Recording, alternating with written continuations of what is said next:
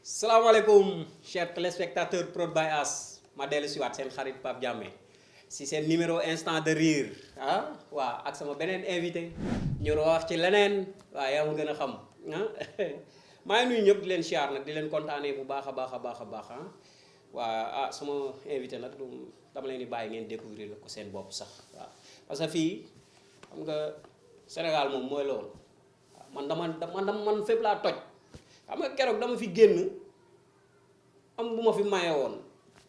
maye fi pan bii yoon xoolal dama leen di wan ne mën naa leneen man damaa yàgg a toj xoolal baas may ma son dip you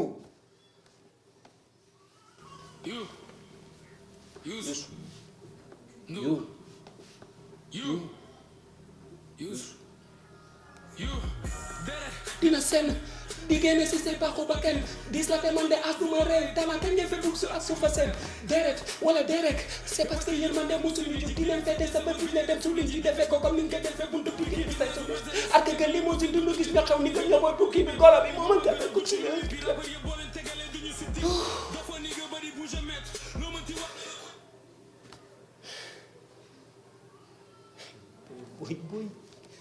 booy dib mi vrai dooméram la kii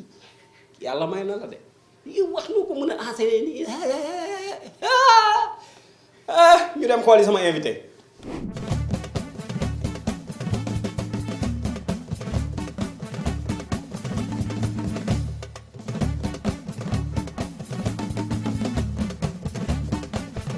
waaw kon sama invité ngi nii dama koy bàyyi mu nuyoo ak askan wi.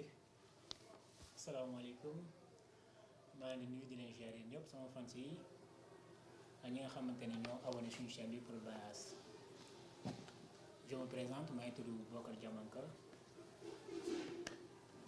acteur de téléfilm en même temps top modèle merci beaucoup. waaw Boubacar man sax dama tàmm ISO mën naa wax ISO quoi dégg naa la léegi nga ne damay ñëw si côté acteur bi nga wax waaw parce que man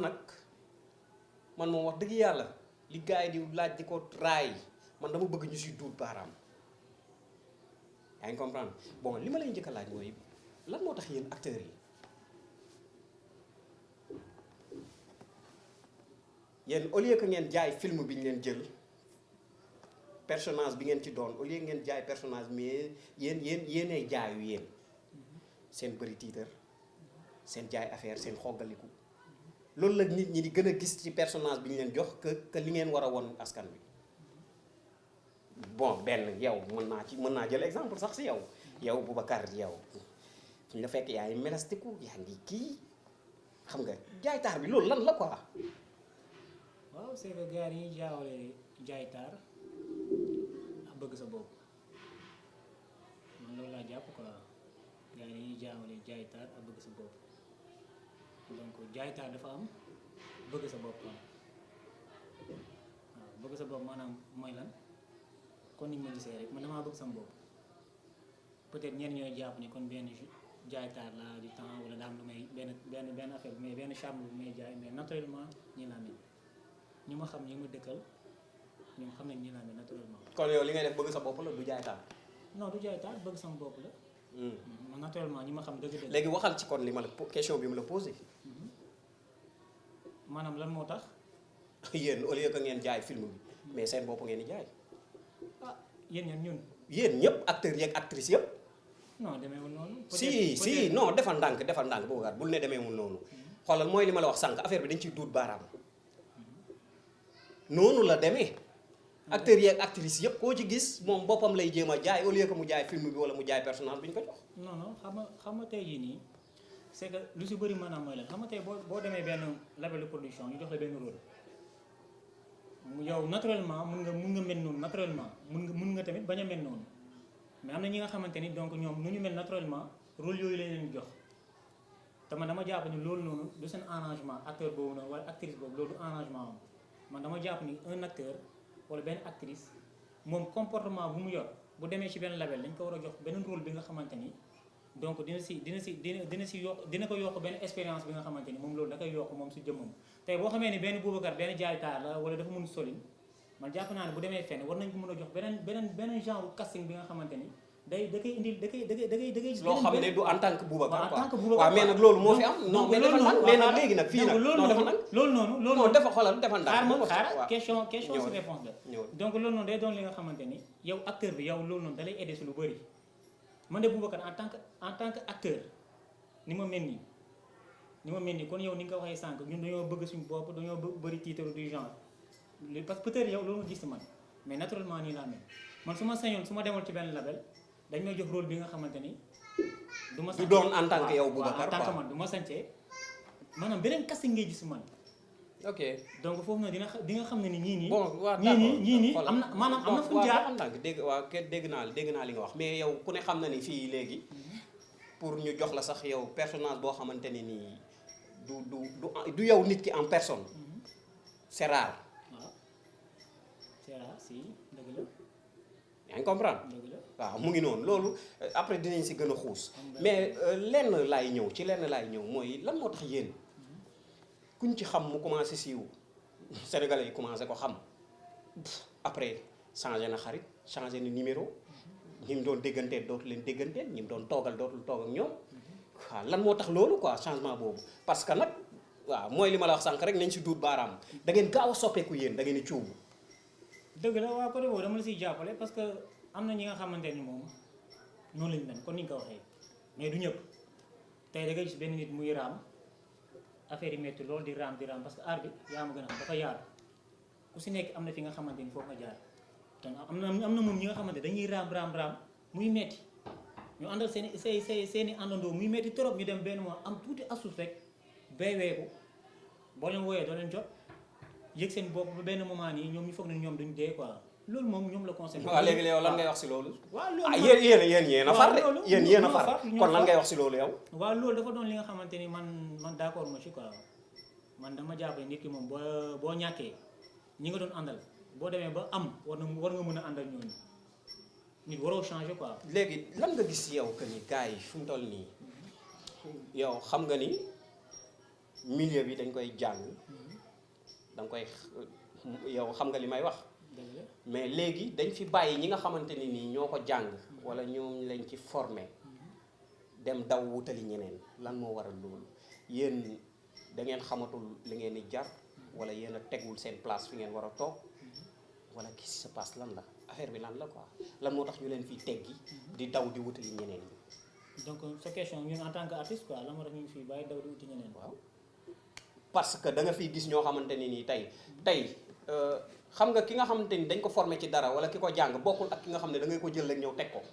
soit sénégalais yi ñoo xamul milieu bi ni mu ñoo xamul maanaam yenn ci bokk yenn ci sénégalais yi ñoo xamul cinéma nu muy doxee wala ñoo comprendre wala parce que nit ki nag mën nga toog di seetaan dara xam nga ki ko jàng ak ki ko jàngul mënuñu bokk. parce que yow ki nga toog di seetaan di ko xool bu defee bu am na réaction yoo xam ne bu ko defee di nga xam ne lii waaw lii du fii du place am fii mooy place am fii du place am fii mooy place am mais am na ñoo xam ne fekkuñ si ñooñu léegi ñi nga xam ne dañ leen fi bàyyi daw di wutal ñooñu est-ce que du majeure partie sénégalais boobu noonu lañ xam ni ñoom xamuñu dara ci cinéma moo tax ñu leen luñ jot buux leen ko wala yéen a xamul comme li ma la wax sànq rek yéen a tegul fi seen tànk fi ngeen ko war a teg. dëgg la li nga wax de benn côté d'accord naa si d'accord naa si benn côté quoi maanaam am na yenn rôle yi nga xamante ni. donc man jàpp naa ne war nañ ko jox ñi nga xamante ni dañoo jàng aar dañoo raam jàng aar maanaam pour li ngay seetaan mu mun a egg sa biir xol peut-être ba mun la jooyloo wala mun la yóbbu feneen fi nga xamante ni boo xalaatee rek sa xol dina tooy ci beneen côté bi donc am na xam nga casting dafa bëri façon tey jii mun nañ leen ne exemple casting sauvage benn maanaam kenn ki nga xamante ni elle n'est pas présentable wala il n'est pas présentable donc c'est quelqu'un ki nga xamante ni donc da nga koy soxla su yenn jeu yi kon genre rôle dof wala yeneen ak yeneen yooyu tey jii mun nga yor say éléments yi nga xamante ni dañuy def atelier chaque jour te doo am genre élément boobu bi nga xamante ni mën na la jouer. maanaam doo am casting boobu. waaw doo am casting boobu. profil bi nga waaw mun nga dem gis benn sœur Boubacar wala benn xale bu jigéen bi nga xamante ni jàngul aar mu ngi ci mbedd bi nga woo ko mu maîtriser loolu jouer loolu kon ni nga ko bëggee et que ku ko seetaan mais loolu jafe na de. waaw jafe na mais am na te man gis baax naa ko. na ñu dem ci leneen muy lan. lan moo tax yéen bon du ma ni yéen sax parce que milieu bi dafa bëri pàcc. dafa bëri ay branche mais tey gis nga fi ñoo xamante ne nii dañuy woote casting ñëpp daw ñëw mais casting boobu dee ko dégg. waaw du def woote wuñu ko lenn lu dul xool si booyu moo li récupérer seen numéro. dëgg la waaw après yaa ma gën a xam. ñi si oyof bopp ñu jaar seen kaw. lan moo waral loolu parce que tamit am na ci ñoo xamante ne nii wax dëgg yàlla métier bi ñu ngi si di ko doxal nu mu waree di ci def lu nice def ko waaw di ko def muy rafet quoi mais am na ci ñoo xamante ni tamit aussi waaw loo gis am na lu baax am na lu bon am na ci ñoo xamante ne wax dëgg yàlla ñu ngi jóg di ci def yoo xam ne yu doy waar la. bon loolu laa bëggoon nga wax ma si quoi. waaw bu ma déggee sa question dafa mel ni maanaam ci wàllu chantage ngay waxee quoi. non pas chantage. gars yi yow xam nga li ma lay wax xoolal bul ma wax du chantage gars yi dañ fi woote casting ñu booy yëpp daw ñëw ñu récupéré ci booy mool yi seen numéro après mooy loolu yaa ma gën a xam ñu si oyof bopp ñu jaar seen kaw wala di leen gëmloo ay tournage ak ay yu kenn xamul te caméra sax yoruñu ko. waaw man loolu moom dama la naan amul quoi loolu dama la naan amul loolu moom ça existe loolu am na quoi waaw du ñàkk tamit peut-être xam nga nit ku nekk. fi nga jógee ak nit ku nekk li nga gëm am na ñi nga xamante ni donc ñoom pour nga am leen c'est facilement quoi donc loolu moo tax sànq ma leen naan benn genre chantage comprendre nga li ma la di nga ñëw benn bërëb ñàkk gëm sa bopp yow en tant que jigéen ñàkk gëm sa bopp pour bëgg a tourner rek dem ba jaay sa ngor ba joxe sa bopp loolu ñoom la concerné ñu koy def mais am na tamit ñi si baax ñi nga xamante ni ñoom dañoo gëm seen talent ba yow mënoo leen détourner ci benn côté donc loolu noonu ça existe si côté négatif si côté positif loolu ça existe dama gis naa ko ça existe. kon sama mbokku jigéen ñi gëm leen seen bopp waaw gëm leen seen bopp bu baax a baax te xam ne waaw dara xëyul rek sotti. dëgg la muñ leen gëm ko te xam ne dina baax. yow Boubacar ñaata gel nga am. man instant bi non pour te dire vrai waa xaaral pour te dire vrai bu may waxee yow nii ah je ne suis pas en couple quoi franchement. mënul Sénégalais yaa ngi lay seetaan. attends mën nga am ay soppe. non Sénégalais yaa ngi lay seetaan. saa waay dëgg la bu dee ay paccal forox. ñoom xam nañ bu dul loolu tamit ñoom xam nañ. yow nii yow nga toog fii di ma wax loolu man. booy bàyyi say ngay def. waaye on se connaît. xam nga tey jii mënoo. léegi yéen ba pare tamit am na lu ma fàtte woon. temps bi mu ngi ñuy xoj defal ndànk rek temps bi moo ñuy xoj. dafa am lu ma fàtte woon. lan moo tax yéen ngeen di lan moo tax ngeen di profité aussi. am benn xam nga parce que tamit gis nga xaw ma nan laa ko mën a waxatee lan moo tax yéen ngeen di profité si booy yi. ci booy yi waaw. yéen nga wax boo gisee ma ne la ñaata gel nga am. question boobu daf ma xawoon réer tuuti. lan moo tax ngeen di profité si booy yi parce que siiw ngeen yéen nit ñi xam nañ leen am ngeen buzz. waaw xam nga boo nee ñun ça veut dire que góor ñëpp nga wax. non boo nee ñun déet defal ndànk xam nga nag Sénégal dafa naqaree waxtaanee loolu maa ngi ko bëggoon dugal ci début bi Sénégal dafa naqaree waxtaanee xam nga lu tax lan moo tax gis nga mbir boo ci nekkee ànd ci ak njub di ko doxal na mu waree bu ñu waxee ku dëng di ci def naka sudul noonu yow bul ci gis sa bopp parce que yaa ngi ci li nga war a nekk mais Sénégal da ngay wax dara am ñu ci gis seen bopp te waxoo ak ñoom. est-ce que yaa ngi comprendre li ma lay wax. moo tax Sénégal dafa naqaree waxal mais ñun waa ci réew mi lañ dëkk ay sénégalais lañ waa ay doomu réew mi lañu ñun du ñu xaar kenn ku jógee ci biti ñëw di ñu defar suñu lay wala di ñu waxal. mais bu ñu waxee dañoo war a wax donte bu fekkee li ñuy wax maîtriser wuñ ko à 100% mais buñ ci amee as tuut lu ñu war a wax nañ ko wax mais bu ñëpp noppee kon suñu Sénégal kenn dara du defaru tey li ñu wax fii. bu amee solo bu amul solo lu mu néew am na lu ci tuuti lu ci nit mën a jàngee lu ci tuuti nit mën a téye waaw bu ñëpp defoon noonu tey kon suñu Sénégal day jëm kanam kon ñi nga xamante ne nii waxuñoo ak ñoom rek buñ ci gis seen bopp dafa am ñu tax ñuy wax. waxal si li ma la wax waaw li ma la wax rek xam nga tey mënuma toog émission am ki ma bëgganteel ma naan génnuma kenn. kon dawaat nga question. waaw xaaral ma ñëw rek. boo déggee la moo tax man la en ce moment là je ne suis pas en couple donc dama ko teg ci ay charte yu leer naañ parce que émission lañu nekk parce que lii ne ku nekk moo koy gis loolu noonu moo nekk bul sama waaye saa yi bàyyi sa yi ngay def man munoo dox sama maay wax booy bàyyi sa yi ngay def man daa fu ma da nga visé bëri gel defal ndànk yéen mooy loolu yéen da ngeen di rangale booy di doxaan rek bàyyi ma nga naan ma ay damaa def nii damaa def nii non loolu amul mënul ñàkk nga am ay soppe am ñu la bëgg quoi waaw loolu mënul ñàkk waaw loolu mënul ñàkk quoi parce que loolu moom c'est naturel loolu c'est naturel quoi léegi Boubacar xam nga nan nga ma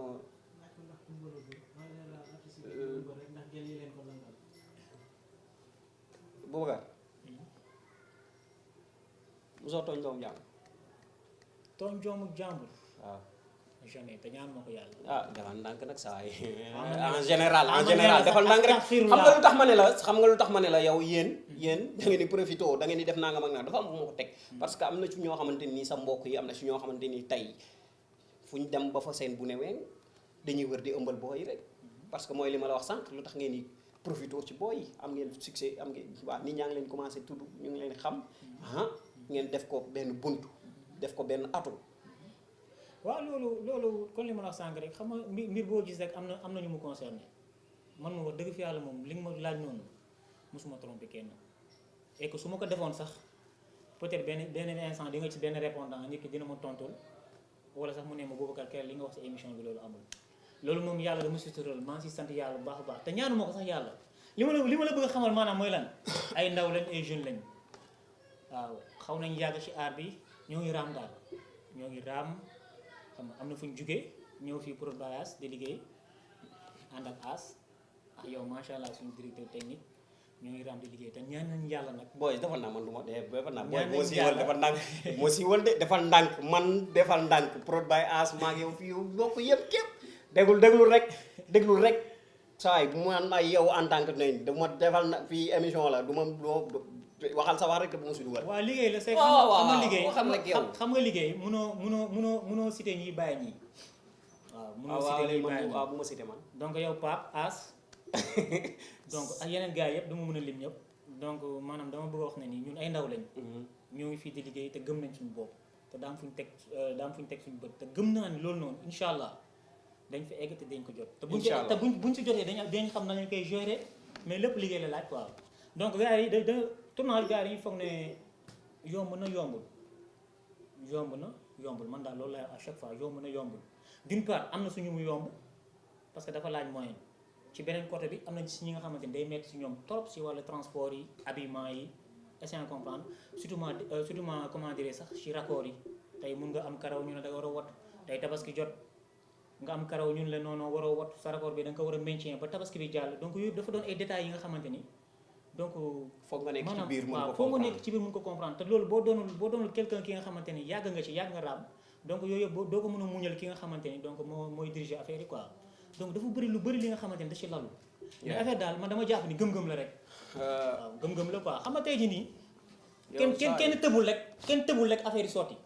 donc faa nga am foo jaar te ñun insha allah ñoo ngi ci yoon boobu wax jooju am na solo macha allah waaye li ngay wax nii yow li ngay wax nii duggul sax sama bopp bi yow temps bi moom moo ñu ko mayul rek te da ngay dellu si waat. waaw dëgg la mayal ma sama gars yi dara. waaw